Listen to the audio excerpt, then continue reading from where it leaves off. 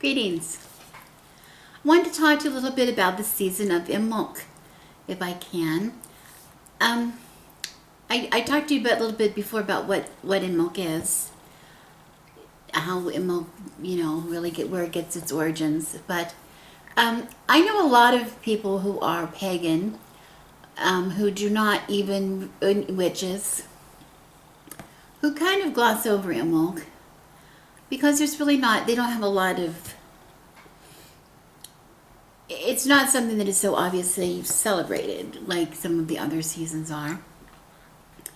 And I thought I could just maybe give you a little one suggestion that you can do to help you get the feel of what Imbolc is all about. I've told you in the past that, well, first of all, we know that it is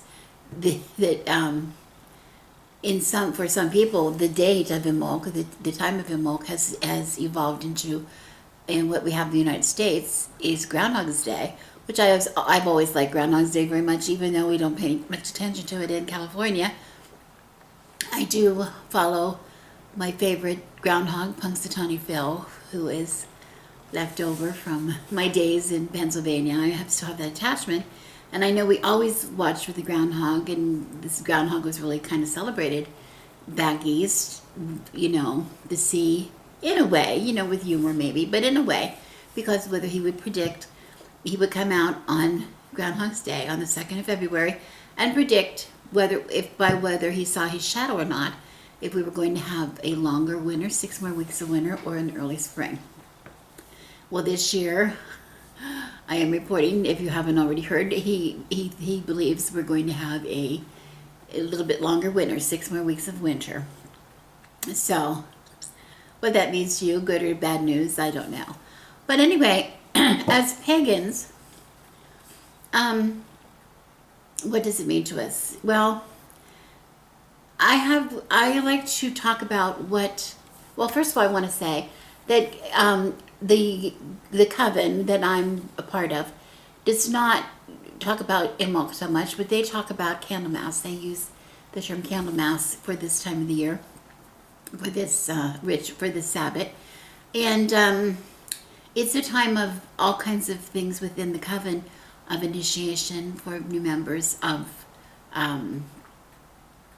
graduations of people who have completed their study, etc. Those kind of things happen. It's a time for big groups to gather and have those kind of rituals and celebrate again, yes, the promise of the spring that is to come. So I think they have their celebrations. But as far as it being Imbolc and about the whole spring thing, a lot of it it falls on deaf ears to a lot of pagans, especially those that are not associated with groups, that they really don't know what to do with it. And that's the people that I'm really addressing today, because you know that even though we do things with groups, and we have from time to time with other groups, but also right now we're involved with the coven. My husband and I still very much practice we have our own solitary practice as well, where we incorporate a lot more of the Celtic beliefs into our practice that maybe other Wiccans might do. But anyway, whether you're Wiccan or not, or pagan or not, it's really not necessary, because like I said, it could be simply you just like to observe the Groundhog's Day, and whether spring is coming or not, and the hints, the first signs of that spring in the distant, not too distant future, because even Punxsutawney Phil, who is predicting a longer winter, is still saying that we're going to have about 6 more weeks of winter, and then spring is coming. So by the middle of March, we should be good. Everybody should be seeing some signs of spring then. So it's not that long to wait if you haven't seen any signs yet. Okay, but now I want to say, for me and my husband, and I recommend to you to give it a little bit of consideration, is to taste. I'm recommending you taste the greeting at Imbolc, to taste some of those earliest gifts that are given to us at Imbolc. The greens that we talk about, the first little greens picking up out of the snow. We don't have snow here. But in other places, the first things that are coming up in the garden. What is coming up for you in your garden or in your yard? For a lot of people, it's going to be things that a lot of people traditionally think of as weeds. Think of the dandelion. People think of dandelions as weeds. People are always trying to kill dandelions. Well, dandelions are so important. They are important for human consumption. They're beautiful. And the pollinators really need those early flowers because they haven't had a lot of food. They haven't had food been able to have that kind of nourishment during the winter. So it is really important for them that we don't eradicate them from our yards and from their fields and spray them with all kinds of poisons. We don't want to do that anyway in the yards. But remember, I say all the time, to a gardener, one of the worst weeds that we can get in our garden beds is grass. So some people's weed is another person's flower. But the dandelion is good for, the flowers, all the flowers, the stems, the leaves, and the roots. Every bit of the dandelion is absolutely nutritious and delicious. You can eat it. You can brew wine from it. You can make tea, delicious tea. You can eat the greens. You can grind up the root. It is nutrition. You can make like a coffee. You can drink out of the root if it's ground up. It's not coffee, but it's, something that takes the place of coffee, kind of. But it's very nutrition. There's a lot of nutritional benefits for it, a lot of healing properties in the dandelion. And we see that as in other greens. We see them a lot in other greens. And another one I want to talk about today is, I've already told you about my nasturtiums, which come up every spring. They came a little early for us, but they disappear for us pretty early. As soon as it starts to show signs of hot weather, then they disappear, and then they'll come back again when it cools off. But they're nutritious, and I've talked to you about this before. Both the leaves and the flowers are very nutritious, and I keep them all the time.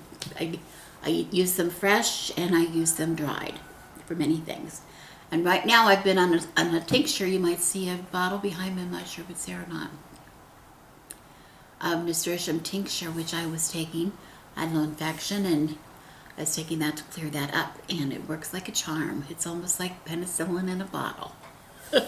So that's an important thing to know. But anyway, another way that we're going to talk about a few ways that you can taste some of the greening at Imbolc. But I'm a little bit ahead of myself in the video, because what I want to say is at the very beginning is, before we can begin and talk about the greening that is coming, the greening of the earth that is happening at Imbolc, I do something else. My husband and I do something else. A lot of pagans do. Before we can taste or appreciate the greening of spring or the greening of Imbolc, we need to get rid of the greens that were left over from Yule. And what does that mean? Well, for us, we every year around Thanksgiving time, it happens for us. We get just a simple green wreath that we put on our front door. It stays there throughout Yule. It stays there to welcome Yule, and it stays there throughout the entire season of Yule, and until Imbolc, when Yule ends at Imbolc time, and then we take that down from the door and we burn it. And we do it. We usually do some ceremoniously burn it. We either ceremoniously burn it with a little bit of chanting or singing, or whatever, or we just burn it. It depends on what the weather's like, first of all. But my husband then takes, when the ashes cool, he takes those ashes and he combines them with some ashes from our fireplace, and he spreads them out on the perimeter of the earth for protection. And as he does so, I know he says or sings something. He usually does it alone. He says some kind of a prayer of protection, or a chant of protection, something to the effect of, may the arms of the Great Mother surround and protect us. Something like that. As he spreads, he sprinkles a line around the perimeter of our property. This has been done since ancient times, those fires from the ash returning to the ground, to the earth, as a bit of a sacrifice. Not a sacrifice, but on the order of a sacrifice given to the gods, or the goddess, given to whoever, asking for protection, asking for blessing on the land for the new year. Okay, so that's, curiously enough, ash is a very important part added to soil. It gives it some properties. So a lot of people will incorporate some kind of ash into their dirt, into their garden bed in early spring. So this is sort of like that, sort of the same thing.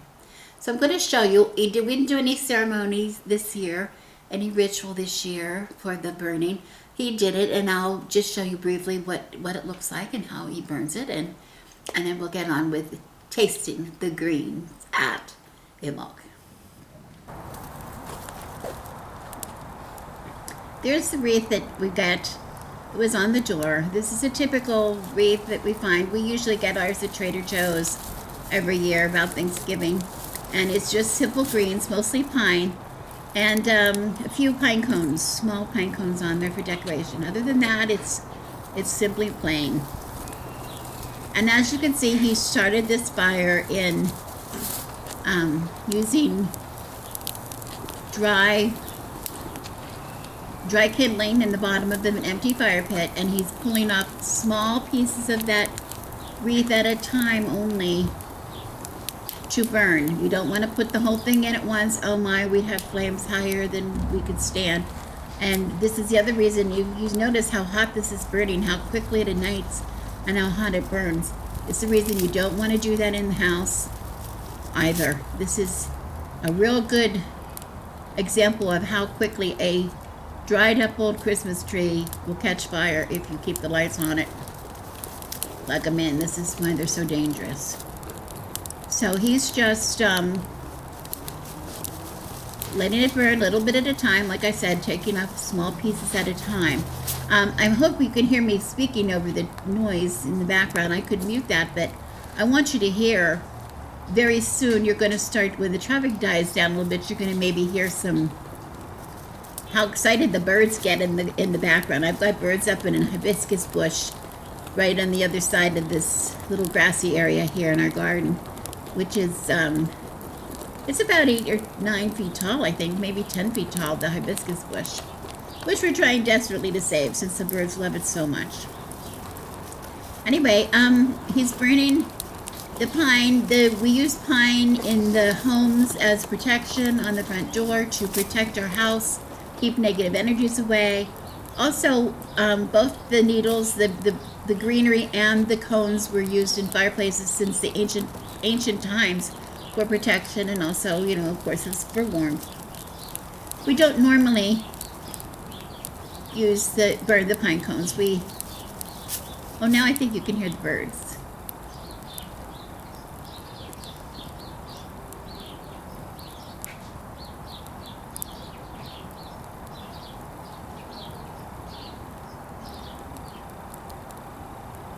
They certainly have something to say to him. Anyway, now he's sweeping up all the little bits, making sure he gets every little bit. It all goes in the fire. Like I was saying, we don't normally burn the pine cones, normally pine cones. We use them for other things, but we usually get really, really large pine cones from the mountains and the high elevations around. I have a friend that lives up in Wrightwood, and she's collected really large pine cones for us. And they're great as fire starters, but normally we use them for other things. But it's interesting to note that the ancient Romans and the Greeks considered the pine cone to be fertility symbols, but also that they represented eternal life. And that's what we're doing here. We're burning the pine cone. He's taking those pine cones and sacrificing them into the fire, which he then will turn to the ash, which he spreads around the perimeter, puts back into the land to ensure the new life that's going to grow out with the greeting of spring. Excuse me. So there you have it. Real simple to do, but in our life, very, very necessary.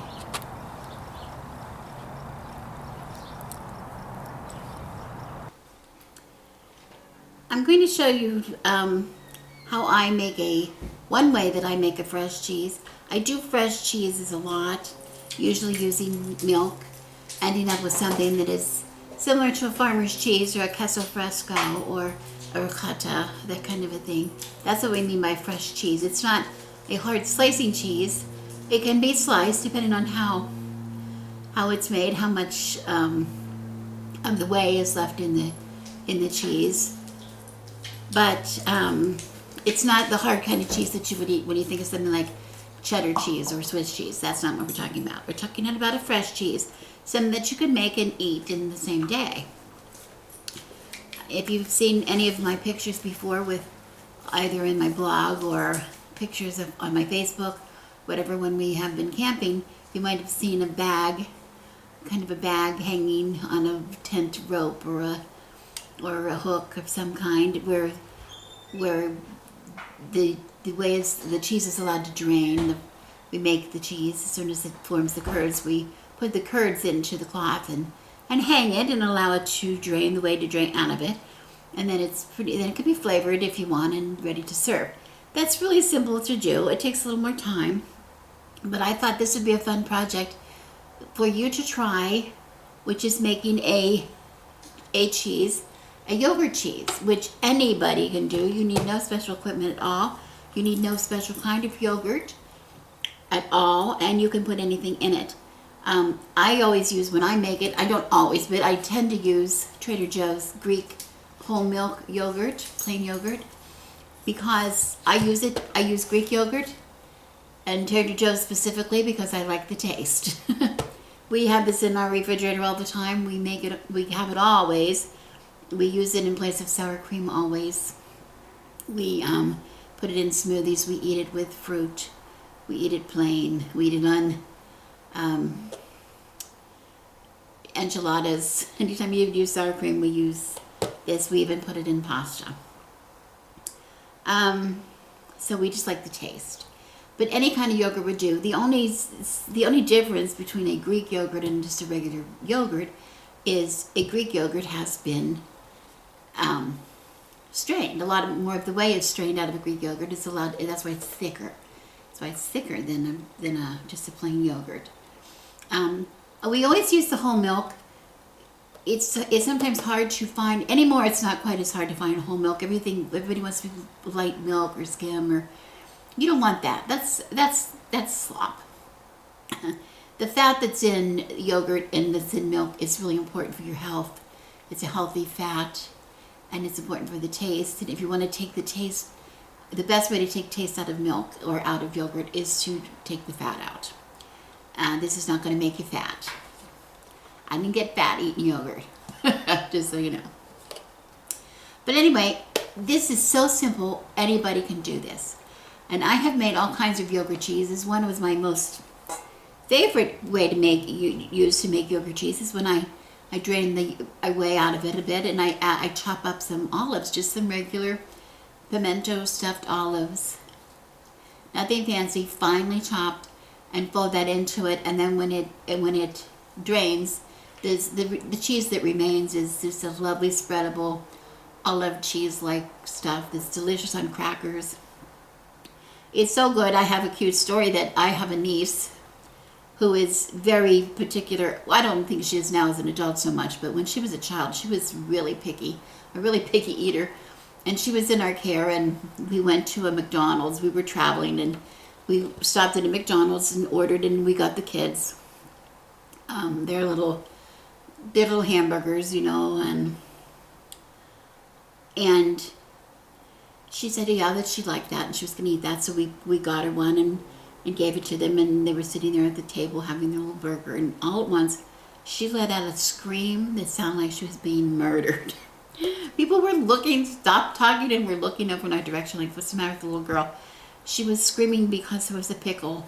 She got into the middle, and there was a pickle in the middle of her sandwich, and it just was the most horrific experience of her life. So I was always so careful what to give her to eat. And she somehow got this cheese. I think another one of my daughters was having it, and she wanted to taste it, and she thought it was the most delicious thing she ever had. So it's something you want to try before you decide whether you like it or not, whether you like olives or not. I don't think she ever would have eaten an olive, but she liked that cheese a lot. But anyway, I'm going to use this yogurt to make a really simple, very simple fresh cheese.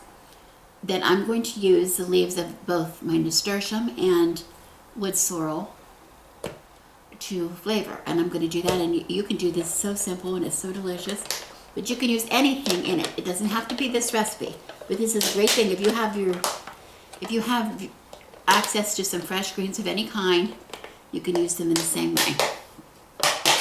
The first thing I'm going to do is take off this horrific thing, open it up, and if there's any kind of way, sometimes there's already,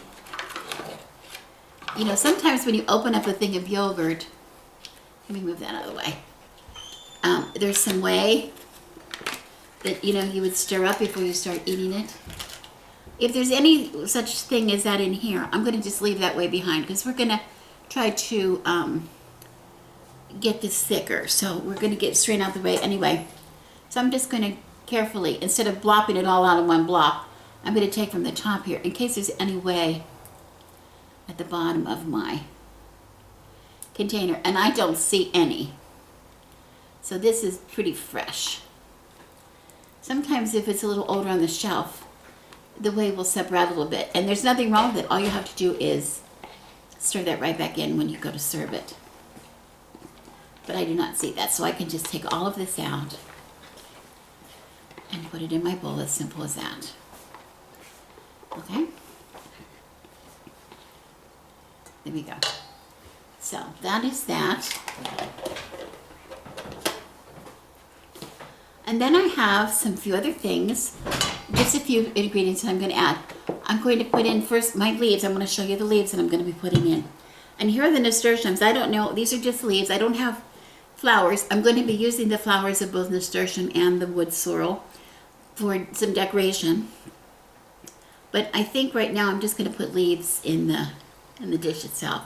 So I have some nasturtium leaves, and nasturtiums grow these big round leaves. They'll grow on a stem. It would be this way. And this is just a medium-sized leaf. There's some that are very small, and they can go quite large as well. This is still pretty considered a medium size. They even get bigger. They're big enough that some people even stuff them. Like you would stuff a grape leaf, but it depends. But anyway, I'm just going to take these leaves. You don't want any of the tough stems, so if there's any stem,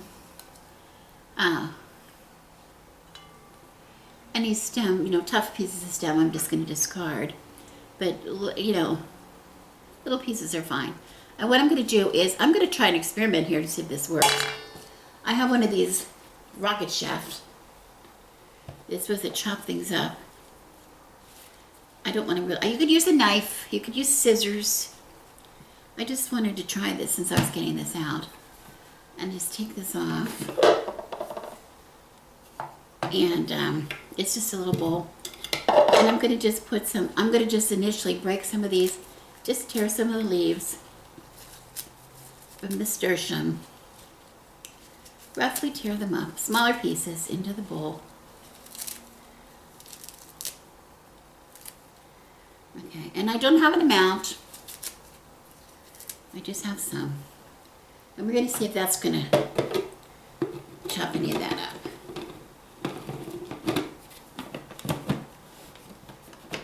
Is this a slick thing? You just turn this. There we go.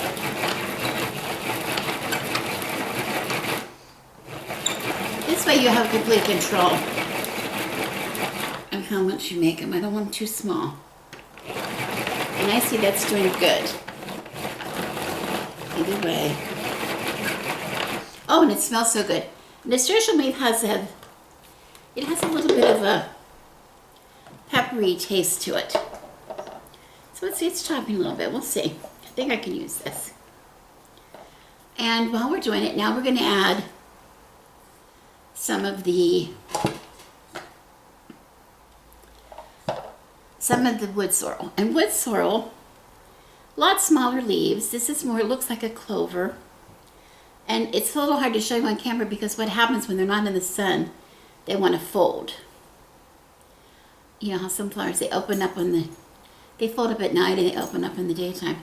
And we had a little bit of a overcast day. I don't know if you can see that. I don't know if you can see that or not. I don't think you can. But it's little heart-shaped.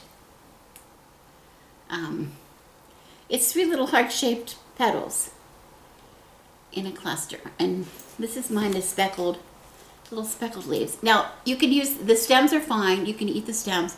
But I don't want the long, the thicker part. I'm just going to eat the stems that are thinnest.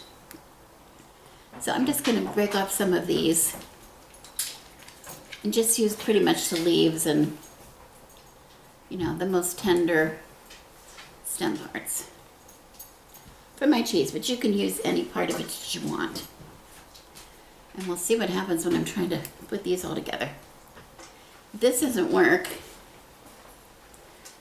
I will take them out and chop them up on my board really rough. But it's just, if you're gonna do a chop, you just need a rough chop, because this is going in cheese. So I don't have a recipe for this really. I think it would be something like, when it's all chopped up, I want to get about a half cup or so of greens to this much yogurt. But it just depends on how much, you know, the greens are the feature for me. They're the feature in this dish. So I want a lot of them, you know, I want to taste a lot of it. I think I have enough in here now. I have some little bits of flowers that have not opened yet, which you find. The whole thing is that the whole plant is absolutely edible, so you don't have to be concerned. And if I had more flowers, I might add a little more flowers to this, but I think that's it. This works, except I have to be sure to get it. There we go. I have to get it engaged. There we go. Hey, this is pretty cool.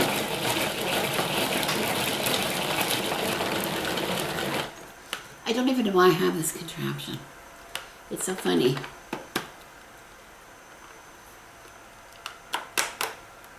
It must have been a gift. Something must have given it to me. It's not really something I normally would buy. I'm a knife and a cutting board kind of person. Occasionally I use the food processor for things, but for simple chopping. I could have probably done this by hand much quicker, but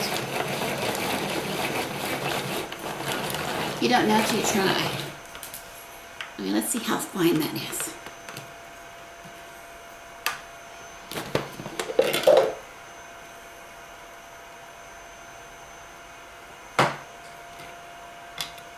Well, I find that I still want to give it a bit of a rough chop, I think. So I'm going to turn that out on my board. Give it a little bit of a rough chop. Let me get my knife. You can't mess with a board.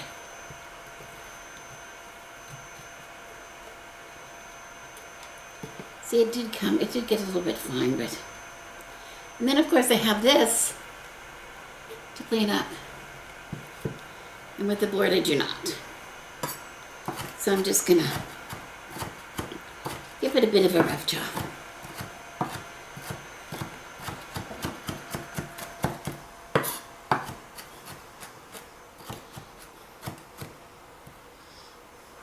All right, so that is going in my cheese. In with the yogurt. This is what I want to show you. This is what I want to show you first. You can see, can you see? There's a lot of liquid. I don't know if you can see that or not. That has accumulated. That's all going to come out. All that water is going to come out of our cheese, of our curd. The curd and the whey are going to separate. I could drain that now, but it'll come out in the end, so it doesn't matter.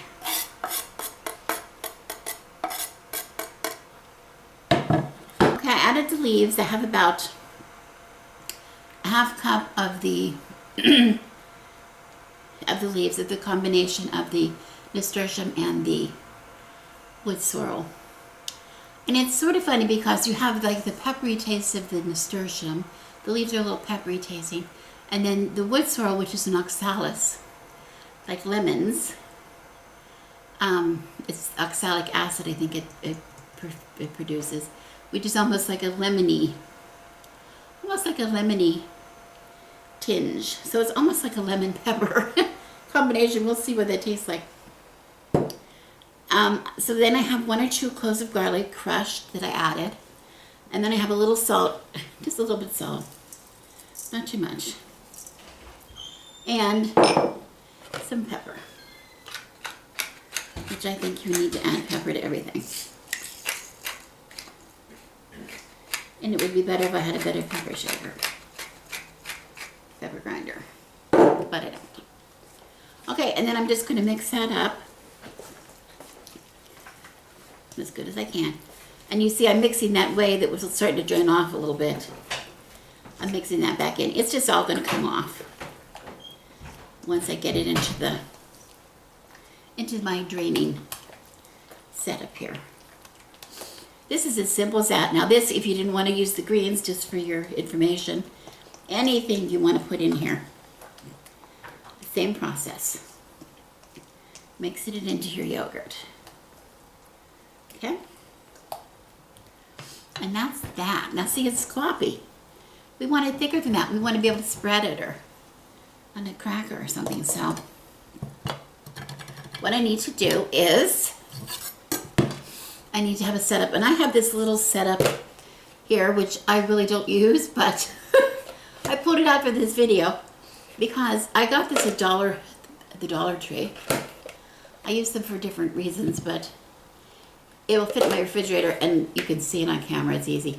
And it's available. Anybody can get this. It's $1. I think it's $1.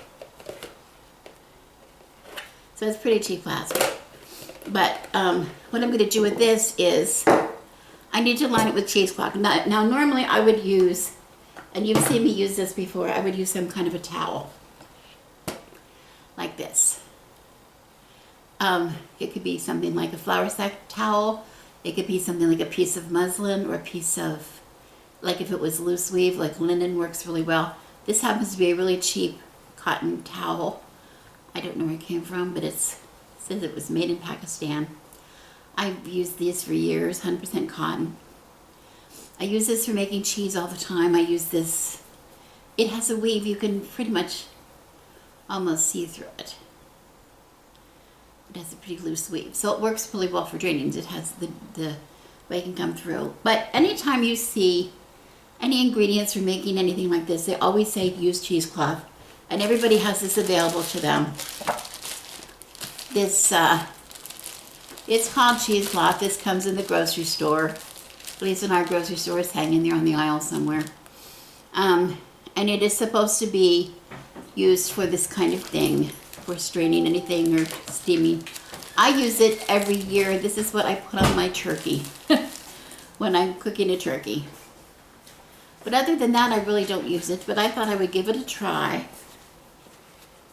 to see. And I don't need that much. See, it has, if you opened it up, see, it's folded down. If I opened it up, it would be just way too thin. Way too thin. Everything would come through that. So you need to use it like pretty thick. So I think I'm going to use this whole piece and just open it up and fold it a little differently.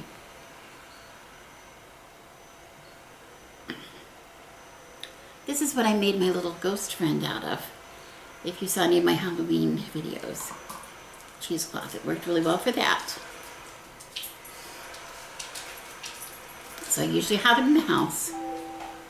But see, I'm going to open it up the whole way. And this is not a full, it's more than this in the package. This package was already open. So I don't know how much this is. It doesn't matter. It depends on how big the thing is you're going to measure. So I would fold it in half. That's a double thickness.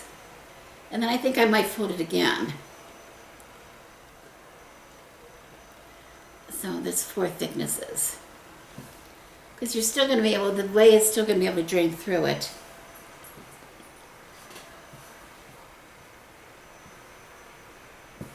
But, you know, I can still see through it. So I'm just going to line this with that. Like that. Tuck it in, little tuck in. And then all of this, I'm going to have to turn it on the camera because I have to do it this way. So I'm going to get it all, try to get it all in one place. Into a little tidy little pile in the center if I can. Because my goal is I want to be able to form this into kind of a little ball after it drains. So I realize that's very bad camera work on my part.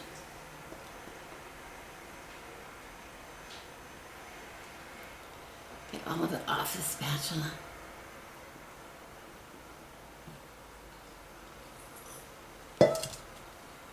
And this feeds me, so my fingers are fine.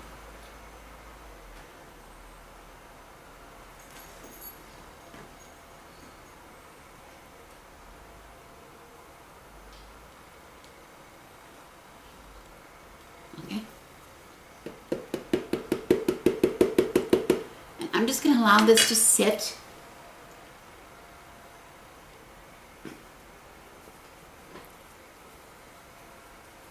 Get that off my fingers. I'm just going to allow this to sit like that in my refrigerator. And the whey is going to drip out of the bottom and be caught in the pitcher. Okay? Now this is an important step because I'm going to leave this for the time being. And if you're following along and doing this too, you're going to see whey collect in the bottom and you're going to say, well, how long do I need to do this? Well, it depends on how thick you want your cheese to be. Okay? Which, you know, if you're not using a Greek yogurt, if you're just using regular plain yogurt, it's going to take you a little longer because this has a head start being Greek yogurt. But it is very possible, and I have done this in the past with all kinds of cheese, all kinds of fresh cheese that I make, that I've taken it longer than I wish to have taken it. I've let it drain a little longer and it's a little drier than I want it to be. And I want it to be a little more creamy consistency. So it's really important that when you collect the whey, in whatever you're collecting it in, which is what you call the liquid, if you collect it, to keep it. Don't get rid of it. Because if your cheese ends up to be drier than you would like, just simply pour a little bit more whey into it, mix it up a little bit to the consistency you want. Okay? If you don't need to use the whey to put back into your cheese, the whey is perfect. I use that as the liquid in when I'm making bread. It is very healthy. You can put it in soup or in anything you make that needs some kind of a liquid. Because whey is very, very healthy. It's very good for you, very nutritional for you. You can also keep it in a jar in your refrigerator for the future. To use in the future. I'll say, oh, I might use that someday to bake some bread. I'm not baking bread right now, so maybe I can just store it in the refrigerator. It stores a pretty good long time in the refrigerator, in a jar. Closed up in a jar. Okay, so just drain it into the consistency you want to drain. And then I'll come back and show you what we do with it next. You might notice that I changed my setup a little bit. I did have it in the red, 2-piece red draining pitcher and strainer that I got from the dollar store. And that worked out really well. I tightened the bag. I had the bag, left the bag over, and I tightened the bag up a little bit to try to keep the cheese, the curds from reuniting with the whey. It worked for a while, but I had a little bit at the bottom in it. Since it was such cheap plastic, it kind of sagged a little bit. So after it was a little firm, I took it out of that setup and I put it in this setup here, which you see in front of me, which is simply just a bowl and um, I put a candy lid on the bottom of the bowl to keep this out of it that much. It drained a little more into the bowl, but it's still a little bit damp on the bottom. But that's okay because I'm looking for a spreadable cheese anyway. And then I just took one piece of that. I cut off one piece of this cheesecloth, and I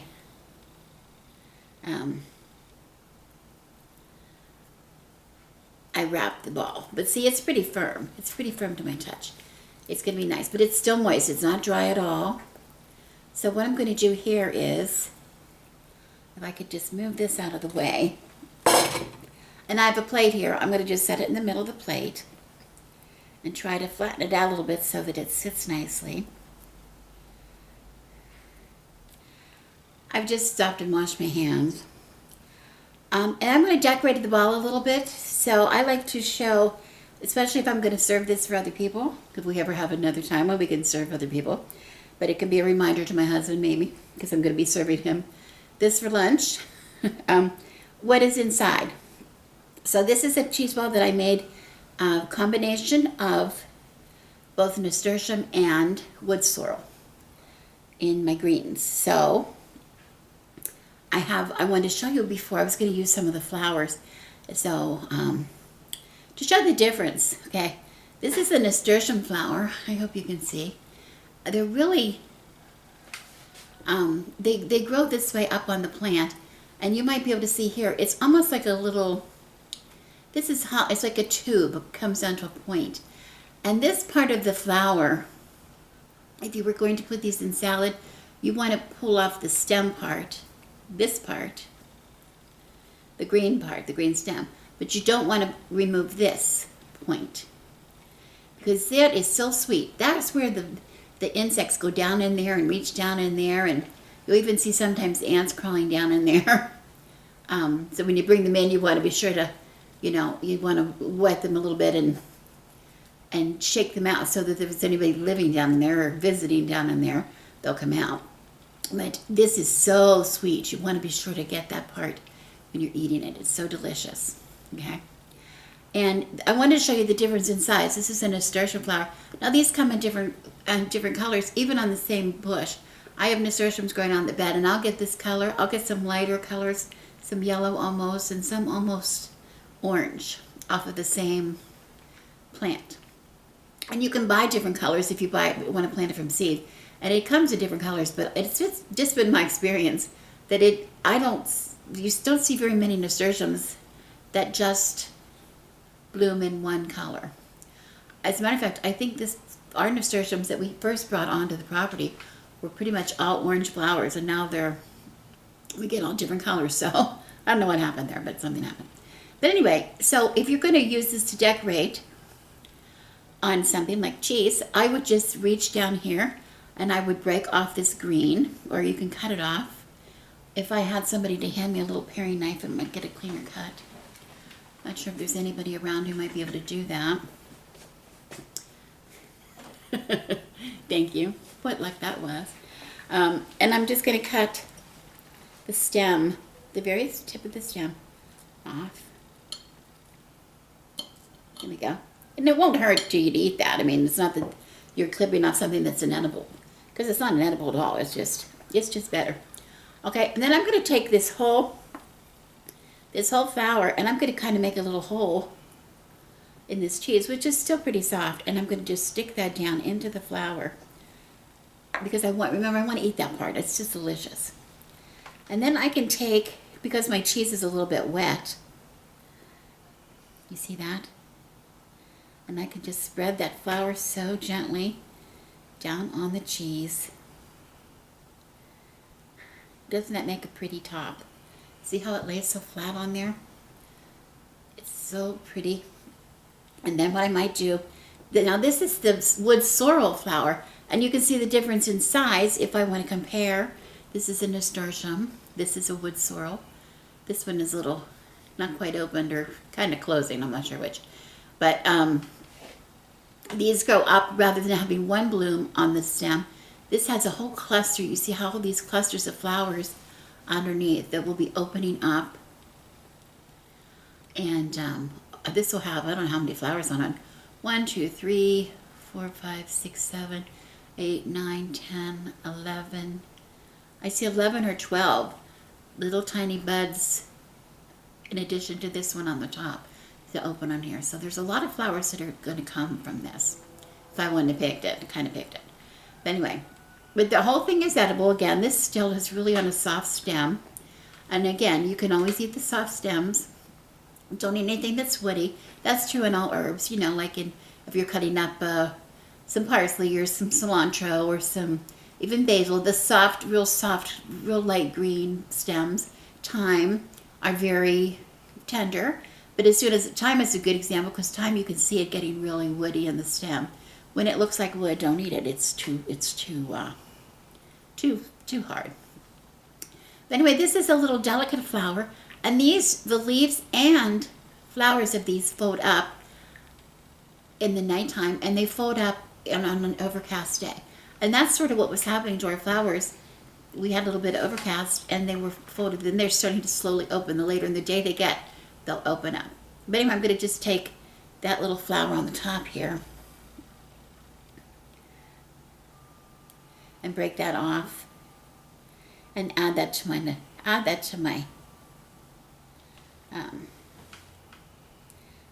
cheese. Let's see if I can. I'm gonna straighten out this petal a little bit. And again, wherever I push down on it, you have to be have a gentle touch because it's a very gentle, delicate little flower. But wherever I push down on it, on this cheese, on the surface of my cheese, which is still rather wet, it will stick. And it will stay like this for several days. In your refrigerator, it'll last before you have to use it. Okay, so I just made a little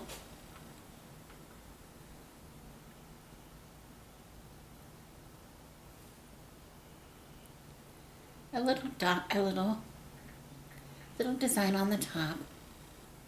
And there I added that little nasturtium flower. I don't know if you can see, I don't know how well it's showing up on here. And I could keep going, I could add more if I want to, but I'm going to be using these flowers for some other things, so I didn't want to take too many. But anyway, I would serve it like this. You might even put another flower on the plate.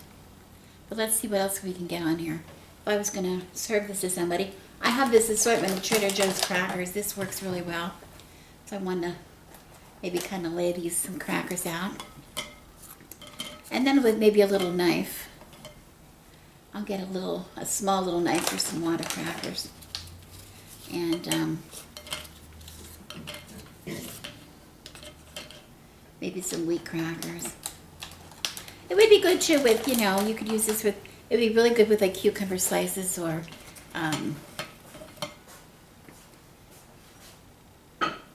perhaps some radishes or whatever. Okay, and like I said, you can then add just another flower on the plate so people see it, how pretty that looks.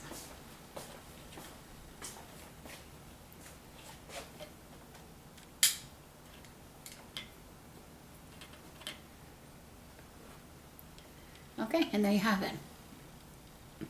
It's a beautiful little snack. It's a beautiful little snack.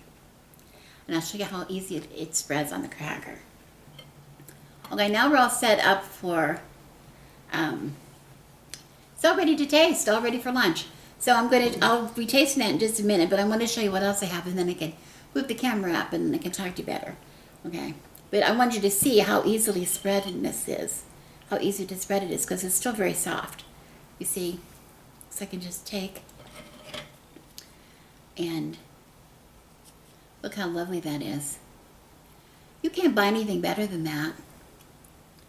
You absolutely could not buy anything better than this. This is so wonderful. So let me taste it. I'll taste again on the camera, but I want to taste because can't wait.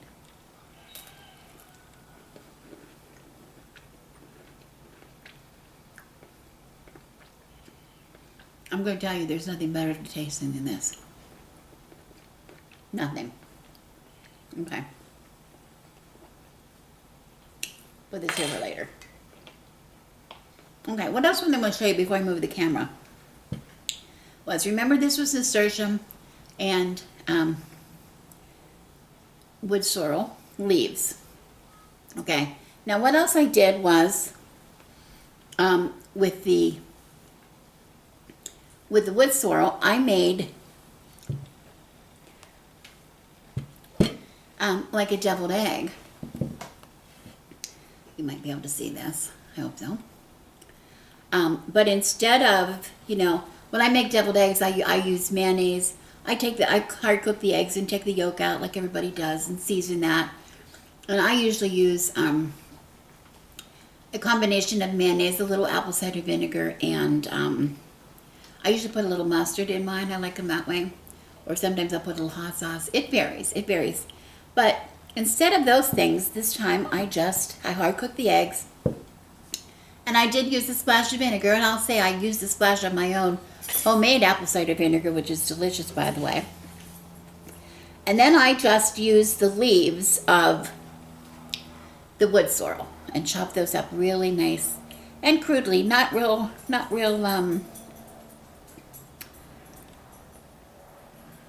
not too fine, as fine as I could get them, but not real too fine. I wasn't worried about it that much. And I mix that in. So this is just the egg yolk, the little salt and pepper, a little bit of vinegar, and my wood sorrel chopped up and made into a deviled egg. And this is beautiful. I'll be tasting that for you in a minute because I want to show you one more thing. This was what I really actually made for a lunch. And this was a quiche. I made a quiche, or like a quiche. I have the pieces cut out already because it's our lunch. But it's, you can see it's layered. And I did this a really quick way. I could have done this on camera, but I didn't. I had a friend who lived in France who lived here in California for several years, and she showed me a trick. They eat a lot of quiche in France. And she showed me a trick, making a quick quiche for lunch. She would make all the time, or we would make together, and we use the regular recipe that I use for my pie crust all the time, except rather than rolling it out and then having it fit the pie pan and trimming it, she just taught me, throw the slab of the ball of dough right down in my pie pan, and then use my hand to flatten it, and then keep turning and working the crust around, and work it till you get a nice thickness on the bottom that you want, and then start going around this way on the sides and raising that crust up the sides as much as you want. And it works slick as anything. It makes my crust is a little bit thicker on the bottom than maybe it normally would, but it tastes fine, and it's and it's nice if you want to be able to have a hand pie kind of thing that you want to pick up your quiche or your piece of thing and eat it like a hand pie. It holds up really well. So I would use this method a lot of times when I would take this for picnics or camping events in the park that I wanted it to hold up in transportation, and we could eat it with our hands. But anyway, you can see in here what's in it. You can see maybe better. I have a slice of it here. This is my husband's for his lunch. But you can see it inside. I have just the nasturtium, nothing but nasturtium leaves. And this is actually frozen nasturtium leaves that I had in my freezer. What I normally do with those is when I harvest the leaves, when it's getting time that they're going to fade, when it gets too hot outside, I know all my leaves are going to fade. I harvest whatever I have left of all my flowers and all my leaves. And I took those leaves and I just blanched them, stuck them in boiling water for 1 minute just to wilt them a little bit. And then I squeezed as much water as I could out of them just with my hands. And I made a ball of it just like you make a block in frozen spinach. I would buy a box of frozen spinach. And then I put that in a bag and rolled it up and stuck it in the freezer. And then when I went to cook it, all I had to do was take it out, chop that up a little bit with a knife, rough chop it, and stick it in the pan with a little bit of olive oil, saute it just to dry a little bit, And I season it here. I've used some, I think has red onion, I'm not sure. Little bits of some kind of onion, a little bit of garlic, salt and pepper. I think I add a little bit of nutmeg, which I do normally when I cook spinach. However you would cook spinach if you want to make cream spinach or anything. Anyway, and then I allowed that to cool. Okay. Then I took my crust and I baked a little bit of crust empty first so it wouldn't be too soggy. You don't keep it from getting soggy, but it's not always necessary. And then I put in the bottom of my crust, I've got a dog moving the camera. He's very enthusiastic about something right now, wagging his tail and knocking my camera around. But anyway, I just added, on top of the spinach, I added some goat cheese. I had a little bit of goat cheese, crumble that up, and a little Parmesan cheese. You can use any kind of cheese. It's delicious with just about any kind. And then I made a mixture of eggs, beat up some eggs, a couple eggs, and milk. And I just filled the crust and then baked it. And that I do that all the time with all kinds of things. I make every flavor of crust of quiche about there is. But this nasturtium, when it cooks up like this, it's so much like spinach. It has a little unique flavor, but it's so close to spinach that anybody who likes spinach would like this a lot. And there you go, and you have this wonderful quiche. So let me just adjust the camera for 1 minute and turn it back so I can tell you how these things taste. And then I got to give my husband his lunch. Okay. First I'm going to do the cheese. I'm going to taste the cheese again so that you see that I'm really eating the cheese. And it's just so creamy and good. If you like any kind of, spreadable soft cheese like this, like a Boursin cheese or a Neufchâtel or something like that. You're going to love this yogurt cheese. It's so good. So easy to make. If you make it, please send me a note down below and tell me you made it. You don't have to use nasturtiums, or you can use anything. You can use any kind of green or any kind of herb in it. And remember I reminded you, try the olives sometime. Chop up some olives. That's delicious.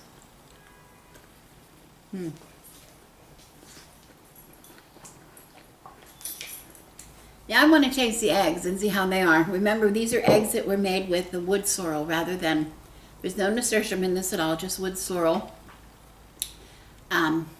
Wood sorrel, egg yolk, little bit of apple cider vinegar, just to brighten it up. It brightens it up a little bit, putting a little vinegar in there. It doesn't make it too much vinegar. Mayonnaise, of course, and the wood sorrel.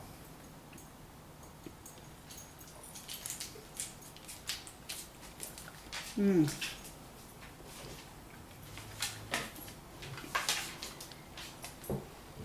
don't know how to describe it. It's very subtle. It's a very subtle, not that much difference. And when I make deviled eggs, usually I put mustard, and that's a little bit of a sharp taste. This is like almost a little bit of a lemony back note, but not lemony. It doesn't taste grassy at all. It's just, it's great. It's really great. It's a really good way to taste the greening. Taste the greening at Imbolc. Taste the quiche. Let you know what that is. Remember, this is only nasturtium. There's no wood sorrel in this. So I have a combination of wood sorrel and nasturtium in my cheese. I have wood sorrel only in my eggs, and I have nasturtium only in my quiche. I'm going to give this one to my husband. It's a pretty one with the flour. I'm going to take the one that I broke, getting it out of the pan, because isn't that what we do? When we cook for people, we always give them the nice ones. But he would like it all. It tastes the same. Okay. And this you can eat cold or warm or hot. I don't like it hot, but it tastes pretty good, warmer, just room temperature. Okay. So I have a pretty good size filling in there, but this is, remember, I used goat cheese, which is going to give it a little more of a little sharper taste.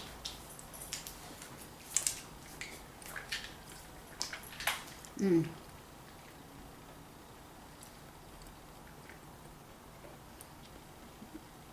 like that a lot.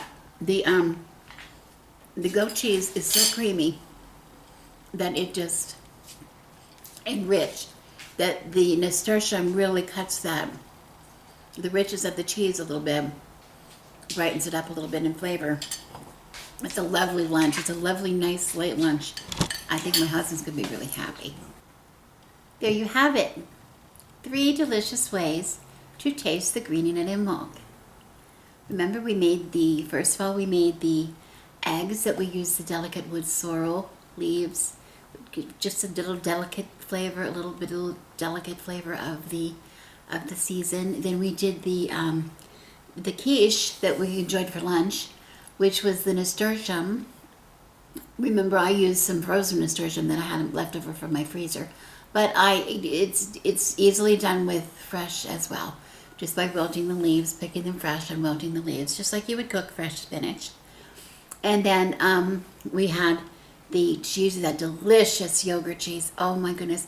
If you don't make anything with the greens, you should try that yogurt cheese if you haven't made it before. Drain the whey out of the yogurt until you get the consistency you want, and then mix in whatever you want. And it's delicious. Delicious. You're going to be making it all the time. In our case, we used a combination of nasturtium and sorrel, which was just perfect. It was perfect. Okay.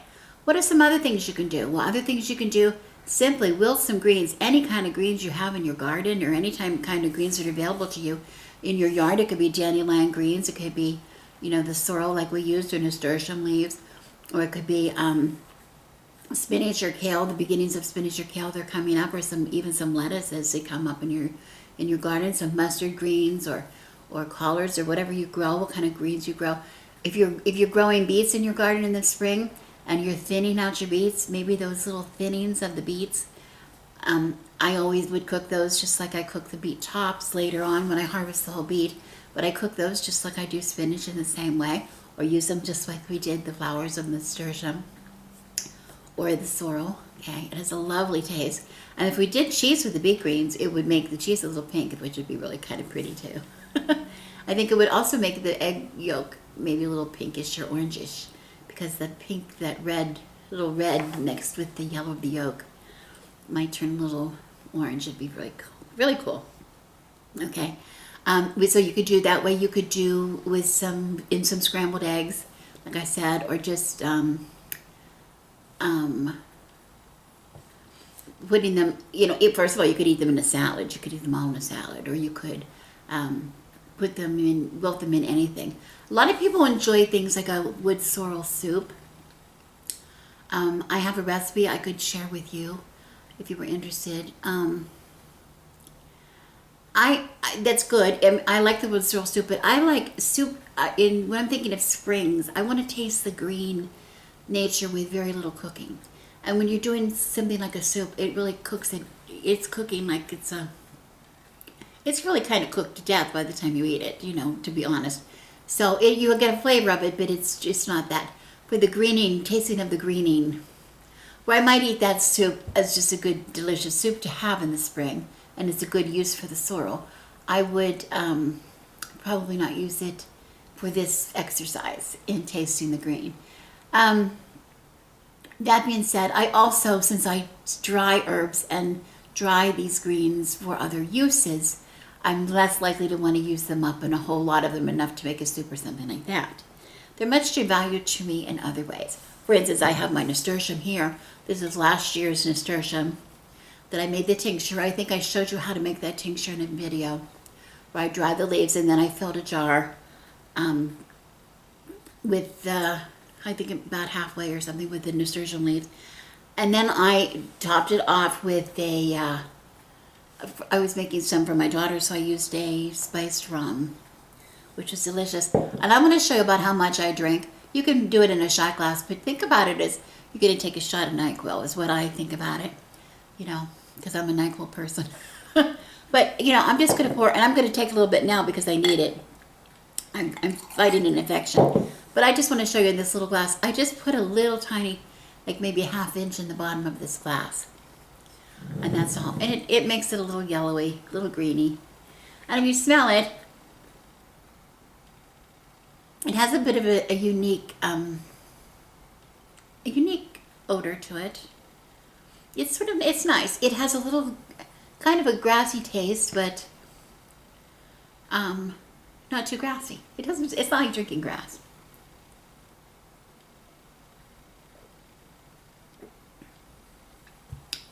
There you have it, like 2 or 3 swallows. That's it. And then the aftertaste is like, I don't know. It's not bad. My daughter will drink it. She'll take it. She takes it for a sinus infection, and I think it works for her. Okay. So anyway, I keep this bottle. As you see, it's in dark glass, and I keep it in my dark cupboard here, out of the sunlight. But I've been taking. When I take it, I take about, and I'm not prescribing because I'm not a doctor. So please don't say that I prescribed it. When I take it for myself, I recommend it to myself only. I take about that amount 3 times a day for about 2 or 3 days. If I feel I have an infection. Like I do it for a bladder infection, or my daughter does it for sinus infections. I had a little something going on in my chest that I was a little concerned about, which is clear. It's clearing up. This is the last day that I'm going to be doing this. It's clearing it up just after a couple of days. It's gone. So there you have it for that. Okay. So anyway, that's another way you can use these greens. The important thing is tasting it is a way to discern it. Is a way to experience that greening other than just looking at it and seeing. If it is something that we can use for whatever reason, it means so much more to us than just, oh, look at the pretty crocus coming up out of the snow, which I think my whole life, when I lived in an area that had snow, that's what we were celebrating. Oh, look at the pretty crocus that are blooming. Well, it's so much more valuable to say, oh, look at the gifts that I've been given by this beautiful earth, after a winter of, imagine again, the winter of bland, the same after, the cupboards are bare with those fresh greens or the fresh spices, or fresh herbs that we're missing from your diet. Think about it when they start returning, how exciting that is. And that's these new flavors, the first of the flavors coming in.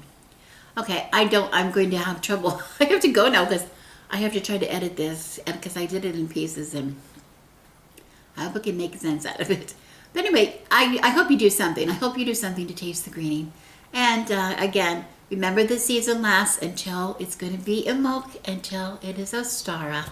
So you have lots of time. So depending on what's coming up in your yard when it comes up, you have all this time to taste that greening whenever it happens for you, wherever you happen to live. Okay, thank you so much for watching. I wish you all blessed Imbolc.